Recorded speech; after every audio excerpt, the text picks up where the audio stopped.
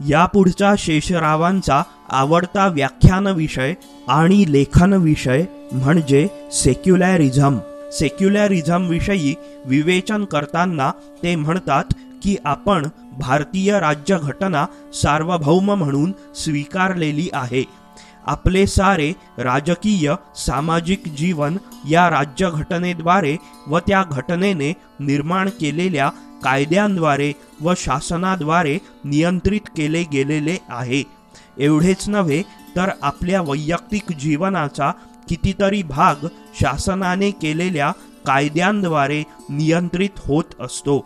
यातून निर्माण होणारा पहिला प्रश्न हा की प्रत्येकाने जर आपापला धर्म हा जीवनाच्या प्रत्येक क्षेत्रात प्रमाणभूत व परिपूर्ण जीवनमार्ग म्हणून स्वीकारायचा ठरविला तर भारतीय राज्यघटनेला कोणते अधिकार क्षेत्रच शिल्लक उरणार नाही आणि आज राज्यघटनेला जे स्थान व अधिकार आहे ते स्थान व अधिकार धर्माला दिल्यासारखे होणार आहे।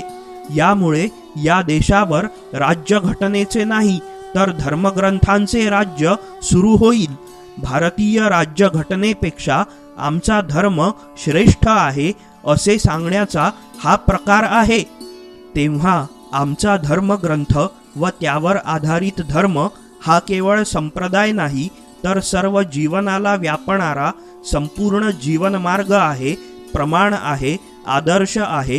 ही इस्लाम, हिंदू इत्यादी धर्मीयांची भूमिका राष्ट्राच्या, समाजाच्या व राज्यघटनेच्या दृष्टीने सर्वांनाच पुनर्विचार करावयास लावणारी आहे। यातून निर्माण होणारा दुसरा प्रश्न म्हणजे प्रत्येकाला आपापल्या धर्मातील आदेशाप्रमाणे जीवनाच्या प्रत्येक क्षेत्रात वागण्याचे स्वातंत्र्य दिल्यास भारतासारख्या बहुधर्मीय देशात कोणती परिस्थिती निर्माण होईल? ते एक प्रकारे धर्मसंघर्षाला मुक्त परवाना दिल्यासारखे होईल। तुमचा धर्म, तुमचा इस्लाम धर्म, तुमचा हिंदू धर्म स्वातंत्र्य दिलं पाळण्याचं तर भारतात लढाया होतील। धर्मात काय काय लिहिले? त्या धर्मात लिहिलेल्या गोष्टीत मनुस्मृती पाळावं लागेल, शर्यत पाळावं लागेल। हे सगळे एकत्र कसे राहतील? आपापल्या धर्माप्रमाणे प्रत्येक जण वागू लागला तर काय अवस्था निर्माण होईल याची कल्पना कोणालाही करता येईल। अशी गंभीर अवस्था निर्माण होऊ नये म्हणून विशेषतः बहुधर्मीय देशात धर्मातील कोणता भाग पाळायचा नि कोणता पाळायचा नाही हे ठरवले पाहिजे। या संबंधातील तिसरा प्रश्न म्हणजे राज्यघटनेत जे धर्म स्वातंत्र्य प्रदान करण्यात आलेले आहे ते समजून घेण्याचा आहे। आता आपण राज्यघटनेतील धर्मस्वातंत्र्याची भूमिका मान्य करणार आहोत की नाही हा मुख्य प्रश्न आहे। दुर्दैवाची गोष्ट अशी की भारतीय मुसलमानच नव्हे तर हिंदूंनाही राज्यघटनेतील धर्मस्वातंत्र्याची भूमिका अद्याप पटायची आहे। त्यांनीच ती स्पष्टपणे अद्याप मान्य केलेली नाही। हा मुद्दा नीट लक्षात येण्यासाठी राज्यघटनेतील धर्मस्वातंत्र्याची म्हणजेच सेक्युलॅरिझमची भूमिका आपण थोडक्यात समजून घेऊ। धर्माचे इतके अर्थ आहेत की तुम्ही अर्थ कोणता घेणार आहात? तुमच्या मनानं अर्थ घेता येतो का? घेता येत नाही। भारताच्या घटनेत धर्माचा अर्थ दिलेला आहे, हे समजून घ्यायला भारतात कुणी तयार नाही आहे। सेक्युलरिझम म्हणजे राज्य सरकार, राज्य असतं आपलं, ते धर्माचं तुम्हाला काय देतं स्वातंत्र्य? धर्माची भूमिका कोणती आहे म्हणजे धर्माचा अर्थ काय आहे हे आपण समजून घेतलं नाही आणि सारा गोंधळ करून टाकला सेक्युलरिझमचा। तेव्हा अगोदर सेक्युलरिझम समजून घ्यायचा असेल तर भारताच्या घटनेमध्ये धर्माचा अर्थ कोणता दिला आहे समजून घेणार की नाही? भारताच्या घटनेमध्ये कलम 25 आहे आणि 25 कलम स्वातंत्र्याचं धर्माचा हक्क देणारा कलम आहे। त्या कलमामध्ये धर्म शब्द आहे, सेक्युलर सुद्धा शब्द आहे, दोन्ही शब्द एकाच वाक्यात आहेत आणि या दोन्हीचाही अर्थ अगदी स्पष्ट होईल अशा प्रकारचे आहे। हा सेक्युलर शब्द भारताच्या घटनेमध्ये भारताची घटना तयार होण्याच्या पहिल्या दिवसापासून आहे, पण आमच्या विचारवंतांनी, इतिहासकारांनी हा शब्द घटनेत आहे याची दखलच घेतली नाही। परिणामतः या सेक्युलरचा अर्थ काय आहे हे घटनेला विचारून न सांगता स्वतःच्याच मनाने सांगायला सुरुवात केली. ही सगळी भारताची परंपरा आहे. हा घटनेत शब्द सेक्युलर इंदिरा गांधींनी आणला, अशा प्रकारचा प्रचार सुरू केला. हा प्रियांबलमध्ये आणला. भारताच्या घटनेत पहिल्यापासूनच आहे. त्याचा स्पष्ट अर्थ आहे. आणि त्या घटनेतला शब्द धर्म शब्द घटनेत नाही, घटना इंग्रजीत आहे आणि तो शब्द रिलिजन असा आलेला आहे. हा रिलिजनचा अर्थ पारलौकिक अर्थाचा धर्म, अशीची व्याख्या भारताच्या घटनेने केलेली आहे. आपल्या घटनेत धर्मस्वातंत्र्याची तरतूद कलम 25 मध्ये करण्यात आली आहे. येथे धर्मासाठी रिलिजन ही संज्ञा वापरण्यात आलेली आहे. रिलिजन याचा अर्थ पारलौकिक व आध्यात्मिक धर्म असा आहे. पारलौकिक धर्म म्हणजे तो धर्म की ज्याचा हेतू पारलौकिक हित साधणे व असे हित साधावे म्हणून काही पूजा, प्रार्थना, विधी, कर्मकांड करणे असा आहे. यालाच काही जण उपासना पद्धती, पूजा पद्धती किंवा संप्रदाय असे म्हणतात. या अर्थीच्या धर्माचा हेतू व अपेक्षित सुख पारलौकिक असले तरी त्यासाठी करावयाच्या आचारांचा वा विधींचा संबंध इहलोकाशी येत असतो. उदाहरणार्थ, देव म्हटला की मंदिर अथवा मशीद येते. प्रार्थना म्हटली की त्यासाठी आवाज वा ध्वनिक्षेपक येतोच. पूजा म्हटली की त्यासाठी पूजा साधने आलीच. मिरवणूक वा यात्रा म्हटली की त्याचा इहलोकाशी संबंध आलाच. इतर माणसाशी, भूमीशी, वस्तूशी, वेळेशी, व्यवस्थेशी असलेला संबंध हा ऐहिकच असतो. देवाशी, स्वर्गाशी, नरकाशी, परलोकाशी, अंतरात्म्याशी असलेला संबंध तेवढा पारलौकिक व आध्यात्मिक असतो. हाच पारलौकिक व आध्यात्मिक धर्म घटनेतील रिलिजन या शब्दात अभिप्रेत आहे. हा पारलौकिक धर्म पाळताना त्याचा इहलोकाशी जो संबंध येतो त्यासाठी 25व्या कलमाच्या उपकलम 1 मध्ये सार्वजनिक सुव्यवस्था, नीतिमत्ता, आरोग्य आणि दुसऱ्याचे मूलभूत हक्क या 4 अटी घालण्यात आलेल्या आहेत. या 4 अटी पाळून आपला धर्म म्हणजेच रिलिजन पाळण्याचे स्वातंत्र्य देण्यात आलेले आहे. या अटींचे स्वरूप सर्वांना सहज समजणारे आहे. सेक्युलर म्हणजे हे लोक आता आपण जे काही वागतो ते सेक्युलर.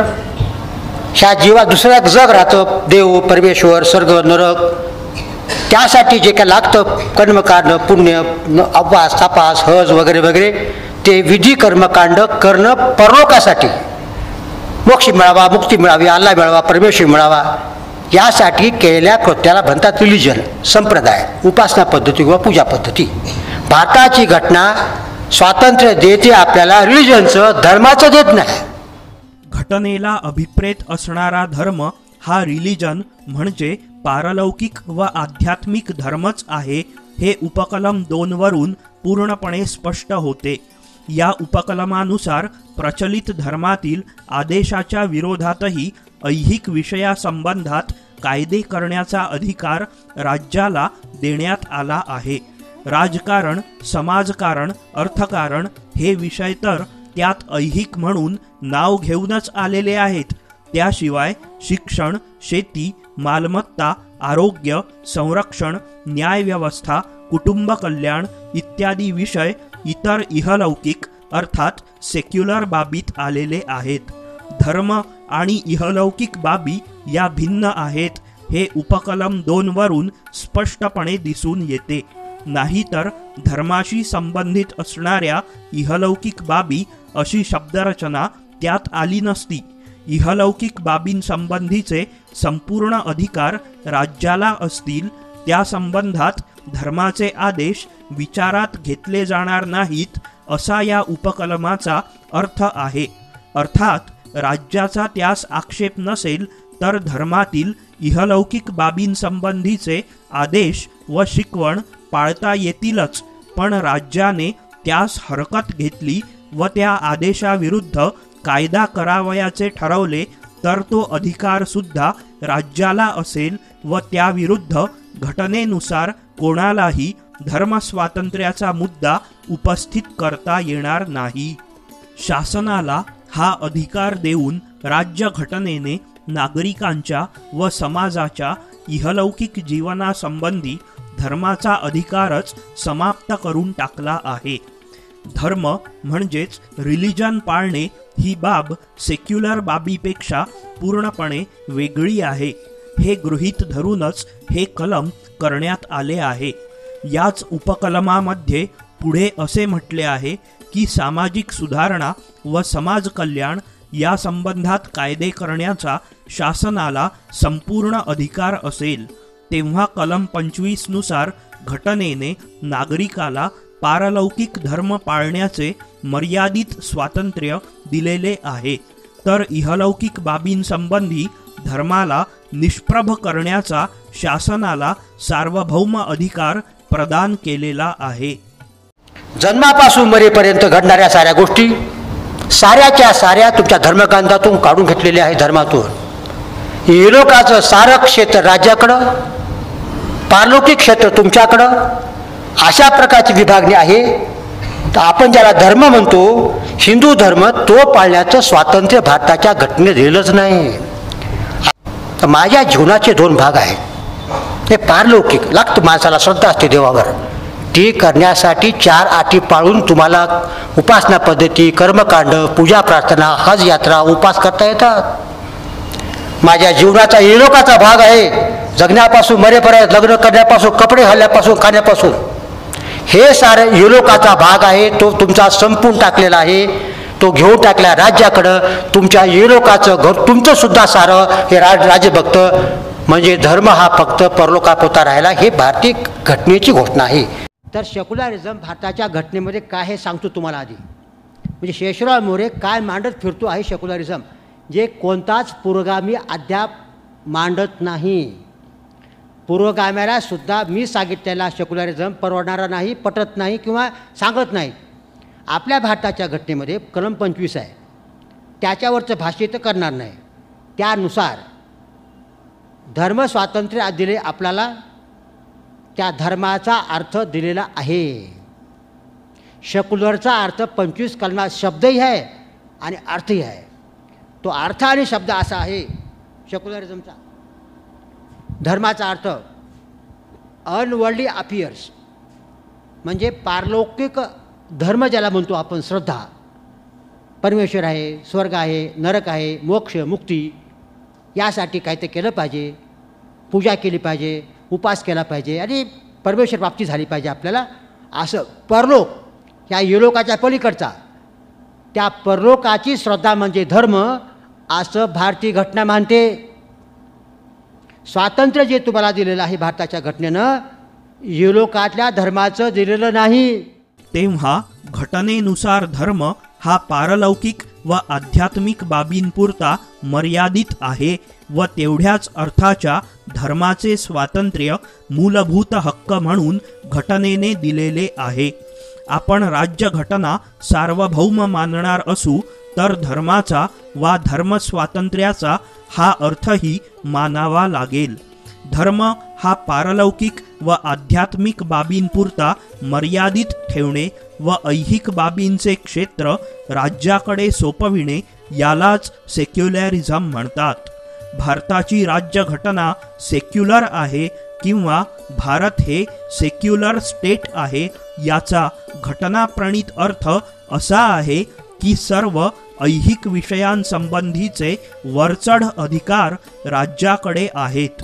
धर्म आणि राजकारण, धर्म आणि समाजकारण, धर्म आणि नीतिमूल्ये, धर्म आणि कायदे, धर्म आणि मनुष्याचे इहलौकिक जीवन यांची फारकत सेक्युलरिझमला अभिप्रेत आहे. धर्माधर्माची जी काही भांडणे असतात ती इहलौकिक विषयांसंबंधातच असतात, पारलौकिक विषयांसंबंधी नसतात.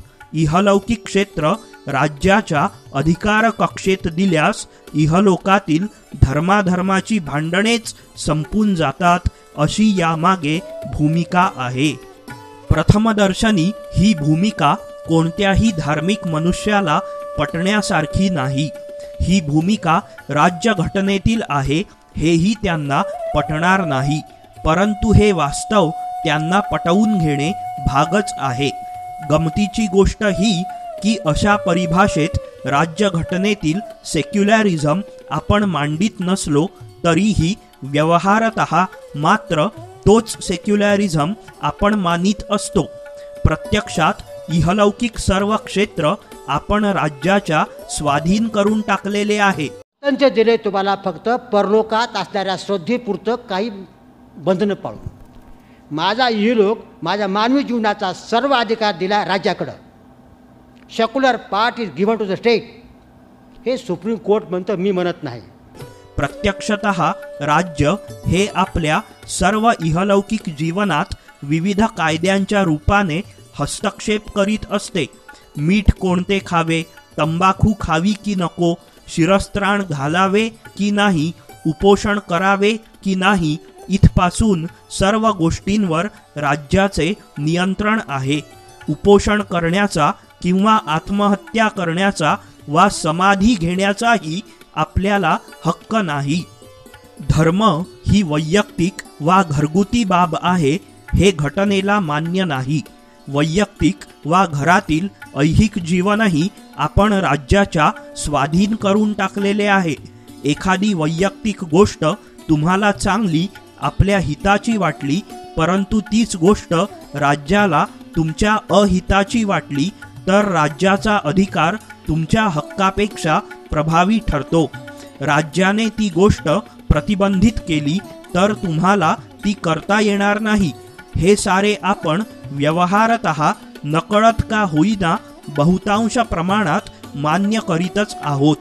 थोडक्यात सेक्युलरिझमचा वर जो अर्थ दिला आहे तोच आज प्रत्यक्षात आचरिला जात आहे. मात्र या भाषेत धर्मस्वातंत्र्याचा हक्क सांगण्याची आपली पद्धत नाही. जे प्रत्यक्षतः आचरित आहोत ते तत्वतः मान्य करण्याची आपल्या मनाची तयारी नाही, एवढाच याचा अर्थ होतो. म्हणतो सुप्रीम कोर्ट ह्या भाषणात आहे ते. सुप्रीम कोर्ट निकाल दुरुस्त केला मी. अनेक लेख वेगळे. मानवी जीवनात दोन भाग असतात, एक पारलौकिक, इहलौकिक. जन्मापासून मरेपर्यंत इहलोक, बघणं करणं, नीतिनियम, राजव्यवस्था, समाजव्यवस्था सगळं इहलोक झालं. मेल्यानंतर काय तर आपला स्वर्ग नरक मिळतो अशी भावना राहते माणसाची, ते झाला परलोक.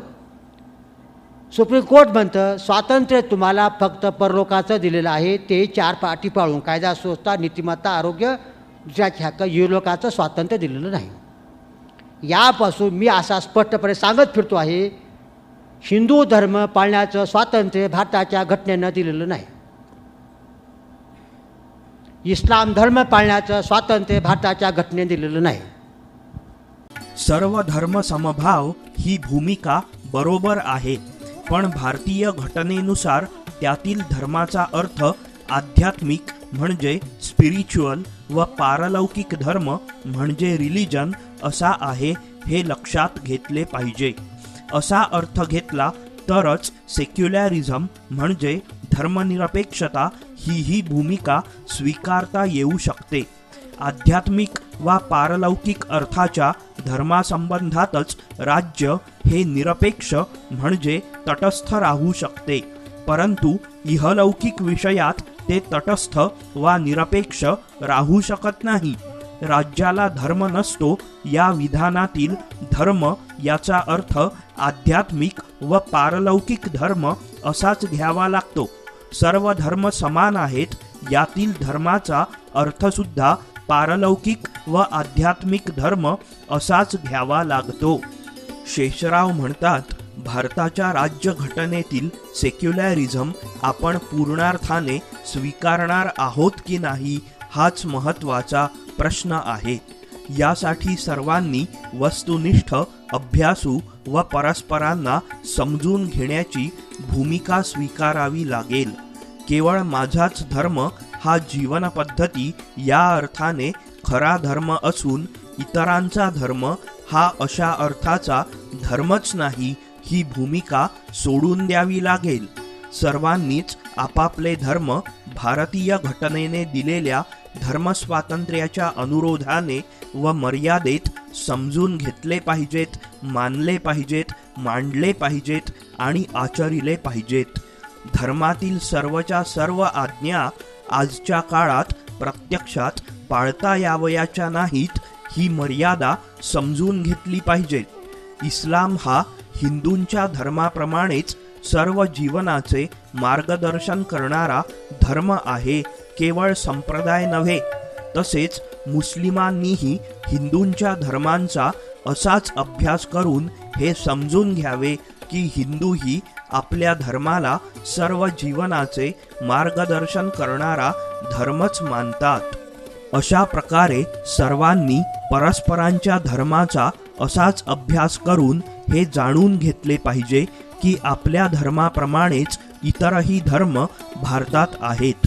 हे एकदा नीट समजले म्हणजे अशा सर्व धर्मांच्या संपूर्ण आचरणातून निर्माण होणारे प्रश्न, समस्या व गुंतागुंत त्यांच्या लक्षात येईल. त्यांच्या विचाराची पातळी व उंची वाढेल. सर्व धर्मांच्या पलीकडे जाऊन ते राष्ट्राचा, सर्वांचा विचार करू लागतील. आता कुरुंदकरांनी जे मांडलेलं आहे सेक्युलरिझमबद्दल, तोंडी सांगणं तर वेळ लागेल, पण फक्त त्याची विधान वाचून दाखवतो तुम्हाला सगळ्या पुस्तकातले. एक, सेक्युलरिझमचा मुख्य आशय धर्माची कक्षा परलोकापुरती मर्यादित करणं हाच आहे. धर्म केवळ पारलौकिक बाबीसाठी मर्यादित करणे हा मी सेक्युलरिझमचा मुख्य अर्थ समजतो. पुढं, धर्म ही पारलौकिक बाब आहे या वाक्याचा खरा अर्थ समाजाच्या धारणेची मूल्ये देण्याचा अधिकार सुद्धा धर्माला नाही असा आहे. पुढल्या पुस्तकात वगैरे वगैरे संविधानातील धर्मस्वातंत्र्याला विशिष्ट व खास पारिवारिक अर्थ आहे. स्वप्नात रमलेल्याला हा अर्थ वा पटो वा न पटो तो अस्तित्वातच आहे. 4, मी सेक्युलरिझमची व्याख्या धर्म पारलौकिक जीवनापुरती मर्यादित करणे असा करतो. पुढं अजून सेक्युलरिझमच्या सेक्युलर शब्दाच्या पोटामध्ये फक्त जनतेच्या इलौकिक जीवनावरील धर्माची पकड समाप्त करणे एवढाच आशय मावतो. पुढं, अरे आपल्या संविधानाने धर्म म्हणजे काय हे ठरविण्याचा अधिकार कोणत्याही धर्माला दिलेला नाही. पुढे, धर्माशी निगडीत असणाऱ्या आगर नसणाऱ्या युरोकातील सर्व व्यवहाराविषयी संविधानाने सार्वभौम केले आहे. भारतीय संविधान सार्वजनिक जीवन क्षेत्रातून धर्म निष्प्रभ करण्यात उद्युक्त झालेले आहे. हे सार्वजनिक शब्दापेक्षा युरोकात म्हणायला पाहिजे बरं का त्याने, तसं म्हणलं अनेक ठिकाणी. धर्म म्हणजे पारलौकिक धर्म होय. ही धर्माची व्याख्या जगातील कोणत्याही धर्माला पटणार नाही. किंबहुना धर्माची ही सर्वात धर्मद्रोही व्याख्या आहे. यावर प्रत्येक व्यक्तीचे एकमत होईल. आपल्या संविधानाने प्रत्येक व्यक्तीला स्वातंत्र्य धार्मिक दिलेलं आहे. प्रत्येक धर्माला स्वातंत्र्य दिलेले नाही. एक धर्म इतर धर्माच्या जीवावर उठलेला आहे. सर्वांनाच नष्ट करून मी एकटाच शिल्लक राहीन ही प्रत्येक धर्माची प्रतिज्ञा आहे. अशा धर्मांना पूर्ण स्वातंत्र्य द्यायचे तर नागरिकांना आपापसात लढण्याचे स्वातंत्र्य द्यावे लागेल. संविधानाच्या कलम 25(2) मध्ये मी बोलू त्यात बरं काय असे म्हटलेले आहे की धर्माशी संबंधित असणाऱ्या किंवा नसणाऱ्या इलौकिक जीवनातील प्रश्नाबाबत कायदा करणे हा सरकारचा हक्क आहे. पुन्हा इलौकिक बाब म्हणजे काय हे संसद ठरवणार आहे, तुम्ही ठरवणार नाही. संविधानाचा अर्थ तुम्ही आम्ही किंवा एखाद्या पंडिताने समजून देण्यावर अवलंबून असतो. तो अर्थ सुप्रीम कोर्ट लावित असते. प्रत्येक पंडिताने आपल्या सोयीनुसार अर्थ लावायला संविधान हे काही धर्मग्रंथाचे पुस्तक नाही. सेक्युलरिझमची ही व्याख्या म्हणजे सरळ सरळ धर्माविरुद्ध बंड आहे. सेक्युलरिझम ही कल्पनाच धर्माविरुद्धच्या बंडातून विकसित झाली आहे. पुढे सेक्युलरिझम ही मूलतः धर्माचे दर्शन आहे. पुढे धर्माने माणसाचे मन गुलाम केलेले आहे. सेक्युलरिझम म्हणजे अशा धर्माविरुद्ध केलेले बंड असते. या देशात सार्वभौमत्व कोणत्या धर्माचे, धार्मिक कायद्याचे किंवा ईश्वराचे नाही, संसदेचे आहे. मुस्लिम नेत्याने जाहीर सभेत स्वच्छ भाषेत याची घोषणा केली पाहिजे की भारतात सार्वभौमत्व अल्लाचे नसून संसदेचे आहे. कोणताही कायदा करताना आधी हिंदूचे मत विचारणे, मुसलमानाचे मत विचारणे, ही प्रक्रिया संविधानाच्या बसतच नाही. संविधानात कायदा करण्यापूर्वी हिंदूशी किंवा मुसलमानाशी सल्ला मसलत करणे व त्यांचे हृदय परिवर्तित करीत बसणे ही भूमिका भारतीय संविधानाच्या आत्म्याच्या विरोधी आहे. इतरांच्या धर्माचा अभ्यास नसणे, परधर्माविषयी अज्ञान असणे व स्वतःला आपल्याच धर्माच्या आदर्श कोशात अडकून घेणे यातून भारतात धार्मिक व त्यातून राष्ट्रीय समस्या निर्माण होत असतात हे लक्षात घेतले पाहिजे.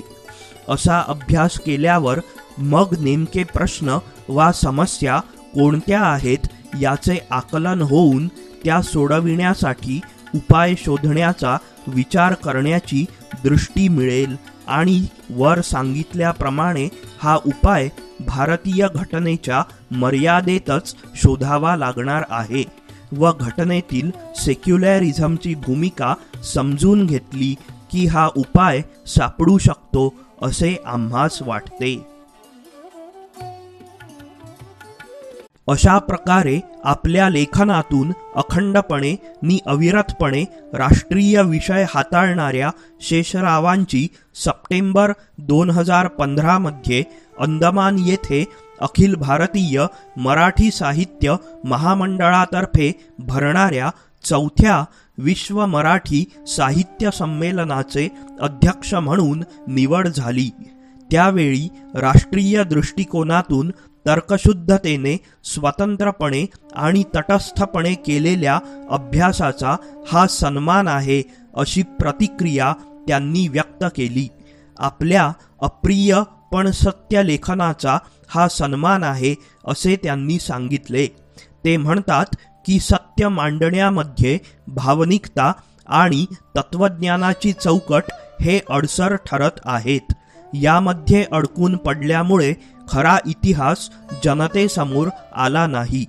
जनतेला काय वाटेल या भावनेमध्ये अडकून पडल्याने सत्याकडे डोळेझाक केली गेली. सत्य हे अप्रिय असते. अशा अप्रिय लेखनाचा गौरव झाला याचा मला आनंद वाटतो. अंदमान येथील आपल्या अध्यक्षीय भाषणात शेषराव म्हणतात, सावरकरांनी आपल्याला पोथीनिष्ठ बनायला शिकवले नाही. त्यांनी मांडलेले विचारही वस्तुनिष्ठतेच्या प्रकाशात व परिस्थितीप्रमाणे बदलण्याचा बुद्धिवाद त्यांनी शिकवला आहे. जाता जाता असाच एक विचार मी मांडतो.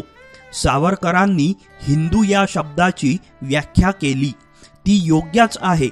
आता आपल्याला स्वतंत्र भारतात व सेक्युलर राज्यघटनेच्या संदर्भात हिंदू ऐवजी भारतीय या शब्दाची व्याख्या करण्याची गरज आहे. अर्थात भारताचे सारे नागरिक भारतीयच आहेत हे तर 100% खरे आहेच, पण ही कायदेशीर भारतीयाची व्याख्या झाली. यापुढे जाऊन राष्ट्रीय व वैचारिक दृष्ट्या खरा भारतीय कसा असावा याचीही एखादी व्याख्या करण्याची गरज आहे. माझ्या दृष्टीने ती व्याख्या अशी असावी, जो स्वतःचा किंवा स्वतःचे पवित्र धर्मग्रंथ व भारताची राज्यघटना यांच्यात विरोध आला तर धर्मग्रंथापेक्षा राज्यघटना श्रेष्ठ आहे असे जाहीरपणे सांगतो व त्याप्रमाणे वागण्याचा प्रयत्न करतो, तो खरा भारतीय. मला वाटते आता यापुढे या व्याख्येवर चर्चा, प्रबोधन व जागृती झाली पाहिजे. आपल्या सर्व विचारांचा व प्रबोधनाचा पाया व केंद्रबिंदू भारताची राज्यघटना व त्या घटनेतील सेक्युलरिझम हा झाला पाहिजे. आपला धर्मग्रंथ घटनेपेक्षा श्रेष्ठ आहे असं मानायचं का? बाबासाहेब काय म्हणाले, एका हातात मनुस्मृती आणि दुसऱ्या हातात राजघटना घेऊन चालता येणार नाही. बरोबर आहे ना. मग हेच वाक्य पुढं करून एका हातात घटना दुसऱ्या हातात वेद चालणार नाही, एका हातात राज्यघटना दुसऱ्या हातात गीता चालणार नाही, एका हातात राज्यघटना दुसऱ्या हातात कुराण चालणार नाही. रूढार्थाने ललित लिखाण टाळून वैचारिक लिखाणाचा प्रवाह समृद्ध करण्याचे काम शेषरावांनी केले. वाचकानुनय न करता अथक व्यासंग आणि चिंतनातून शेषरावांचे लिखाण साकारले आहे. आपल्या पूर्वीपासून असलेल्या अभ्यासू नि बुद्धिवादी स्वभावाविषयी सांगताना एका ठिकाणी शेषराव म्हणतात की सावरकरांचे विज्ञाननिष्ठ निबंध वाचून 8व्या-9व्या वर्गापासूनच मी बुद्धिवादी बनत चाललो होतो. वडिलांच्या भीतीमुळे घरातून पळून गेल्यावर मी देवाधर्माचे बंध पूर्ण तोडून टाकले. सर्वच धर्मग्रंथ कालबाह्य झाले असे मानत व उघडपणे सांगत आलो. कायद्याच्या गरजेपलीकडचा कोणताच विधी माझ्या लग्नात करू दिला नाही. लग्नानंतर जेवण झाल्यावर मी एकटाच एसटी बसने लातूरहून जांबला निघून आलो आणि घरी अभ्यास करीत बसलो. नवरी आणि वऱ्हाड नंतर आले. घराची वास्तुपूजा केली नाही, कधी आई वडिलांचे श्राद्धही केले नाही. त्यांच्या उत्साही आणि निरलस स्वभावामुळे त्यांचे मित्र कायम त्यांच्या संपर्कात राहतात. त्यांचे चाहते महाराष्ट्रभर आहेत. तसेच नव्या पिढीतील अनेक तरुण त्यांचे निस्सीम चाहते आहेत. त्यात डॉक्टर अभिराम दीक्षित, प्राध्यापक संतोष शेलार, डॉक्टर दत्ताहरी होनराव, प्राध्यापक बालाजी चिरडे हे नव्या पिढीतील अभ्यासक आहेत. दुसऱ्या पिढीचे आत्मकथन या ग्रंथात आपल्या 2008 पर्यंतच्या लेखन प्रवासाबद्दल शेषराव लिहितात की मी जे लिहिले ते कुणीतरी लिहायलाच पाहिजे होते. माझ्या बाजूने कोणताही एक विचारगट नसला तरी कित्येक सामान्य वाचक माझ्या लेखनावर लुब्ध आहेत याचा मला आनंद आहे. मी जे वास्तव मांडले आहे ते समजून घेण्याची गरज पुढील काळात अधिक वाढलेली असेल याची मला खात्री आहे. शेषरावांच्या डॉक्टर आंबेडकरांवरील ग्रंथाच्या प्रस्तावनेत प्राध्यापक दत्ता भगत म्हणतात की खरे तर मोरे यांच्यासारख्या अभ्यासकाला कसलीही ददात पडू न देता निर्भीड व्यासंगासाठी मुक्त ठेवणे हे सरकार व समाज या दोघांचे कर्तव्य असते.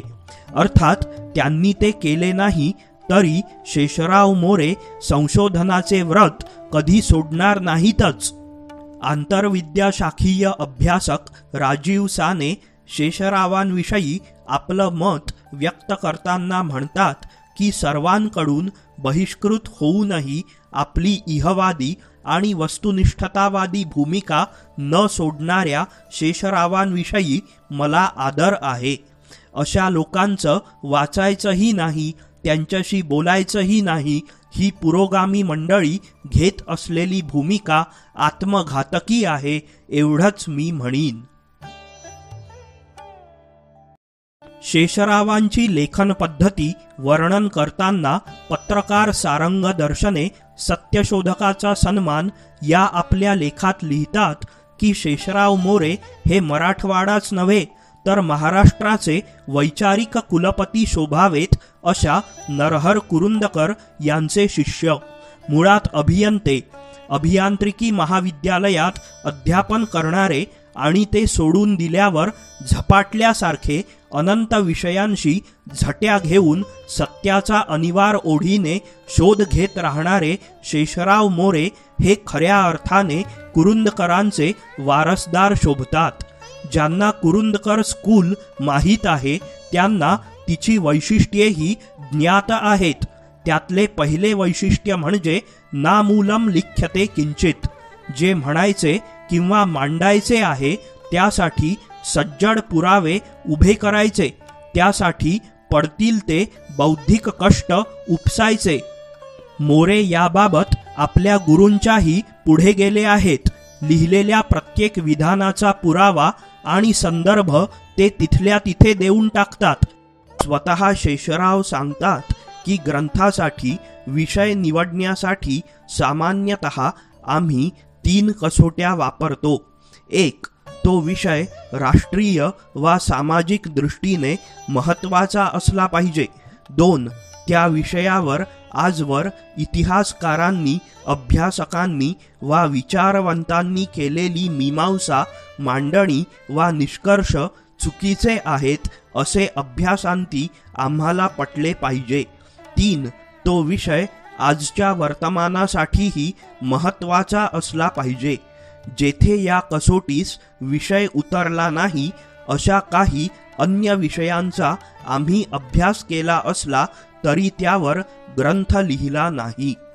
शेषरावांचे पुत्रवत प्रेम लाभलेले आणि त्यांच्या ग्रंथनिर्मिती प्रक्रियेत सक्रिय सहभागी असणारे प्राध्यापक बालाजी चिरडे सांगतात की अल्पकाळात फावल्या वेळात वेळ मिळेल तेव्हा कधीकधी नोकरी वा व्यवसाय सांभाळून तासिका घेऊन घरची इतर 1000 कामे करीत, करमणूक, सहली, मनोरंजन करवून घेत जेवढे होईल तेवढे लेखन करणे असा प्राध्यापक मोरेंचा स्वभावच नाही.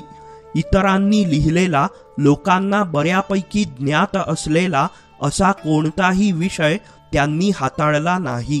लोकांना अज्ञात असणारा पण लोकांच्या अत्यंत उपयोगाचा, लोकांना अप्रिय वाटणारा पण अंतिमतः हितकारक असणारा असाच विषय त्यांनी ग्रंथलेखनासाठी ऐरणीवर घेतला.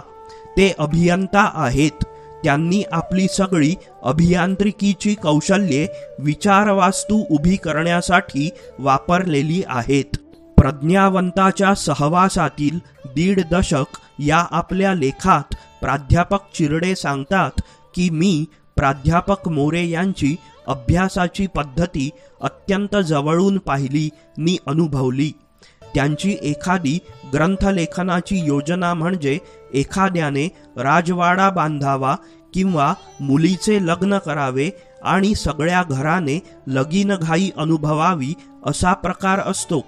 एखाद्या विषयाच्या आवाक्यावरून त्याला लागणारे एकूण वर्ष व महिने यांचा अंदाज बांधून प्रकाशनाचा मुहूर्त ते प्रथम पक्का करतात.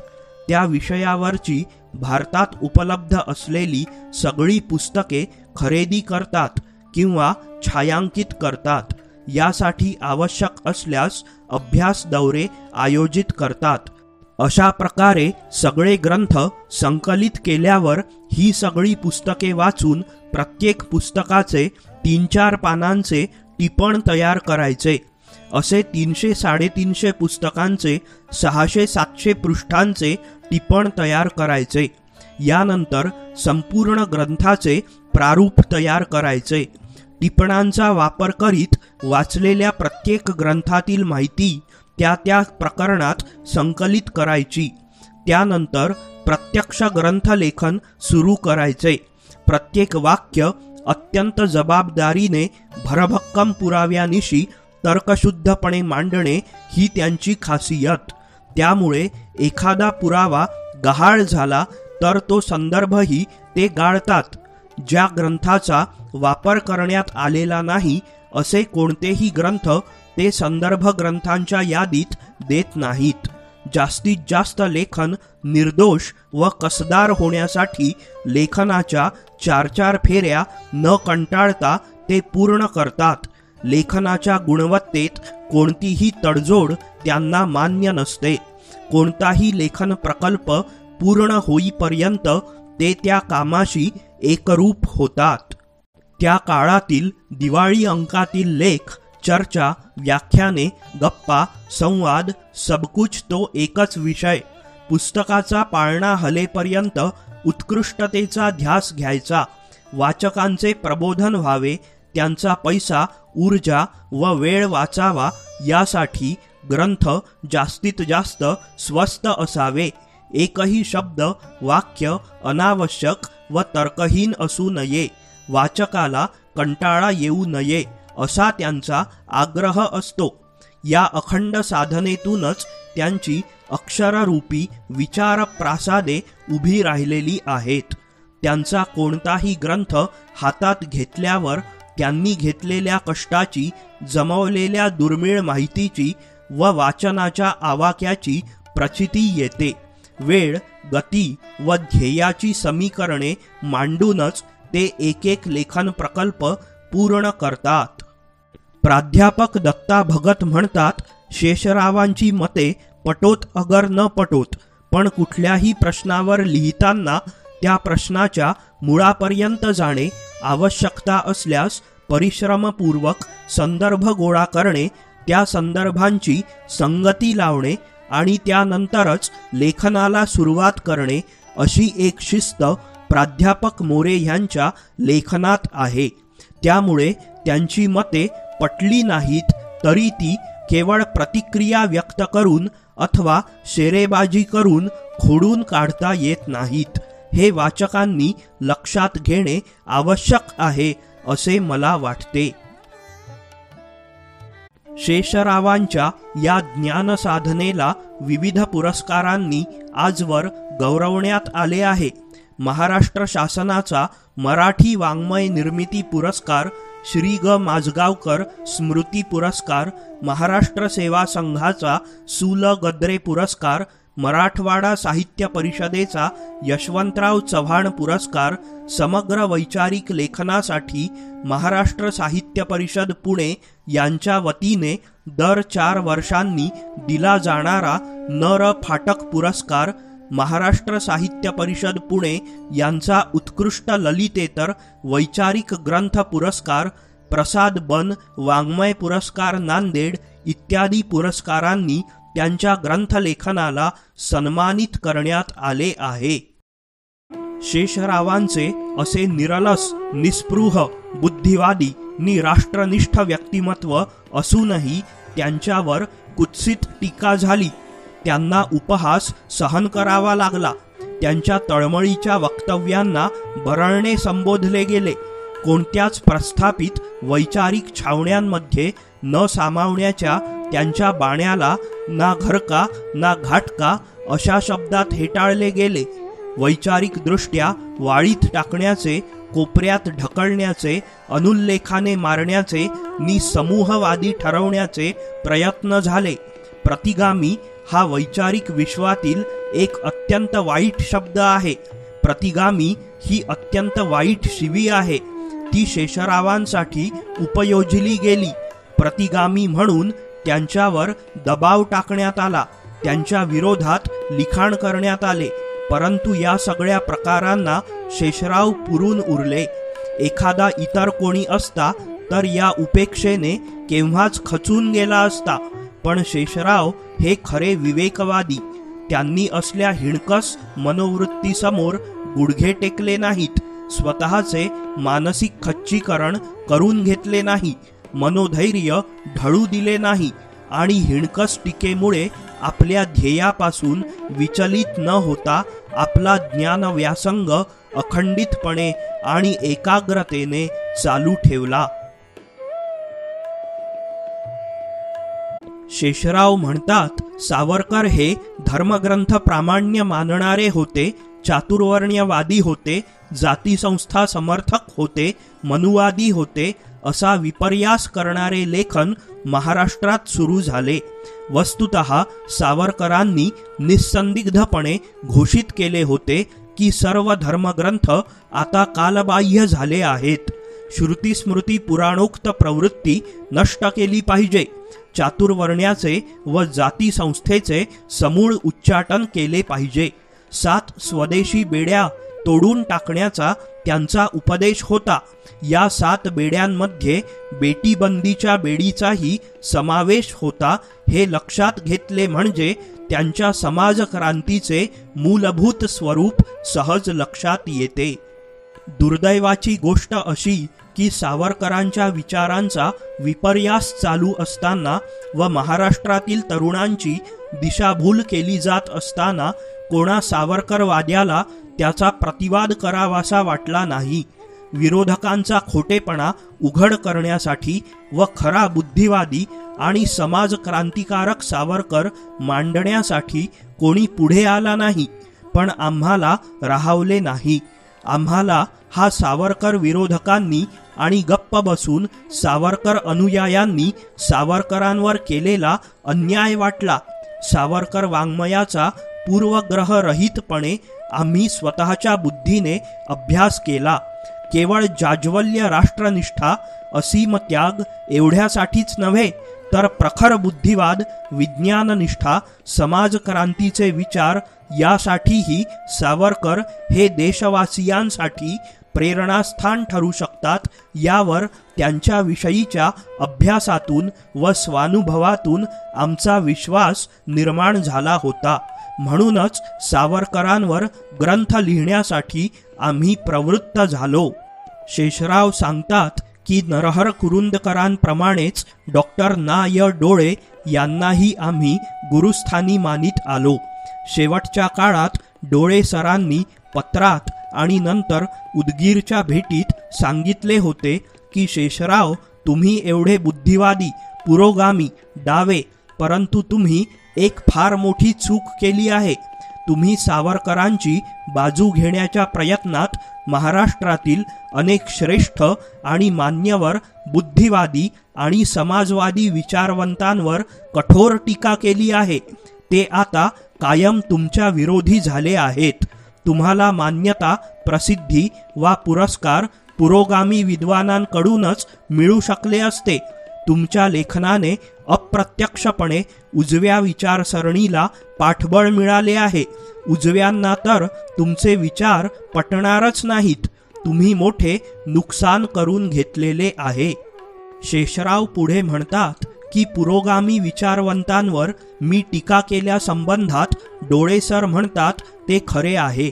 पण माझी भूमिका कोणाकडून मान्यता वा कोणते पुरस्कार मिळावेत ही नव्हतीच.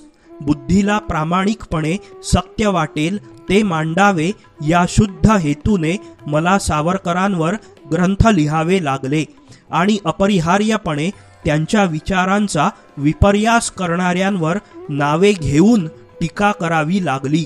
हे खरे आहे की काही मोठ्या माणसांचा, मग ते राजकारणी असोत की साहित्यिक, त्यांचा आपल्यावर वरदहस्त असावा, त्यांची कृपा असावी असे मला कधी वाटलेच नाही. ते माझ्या स्वभावातच नाही.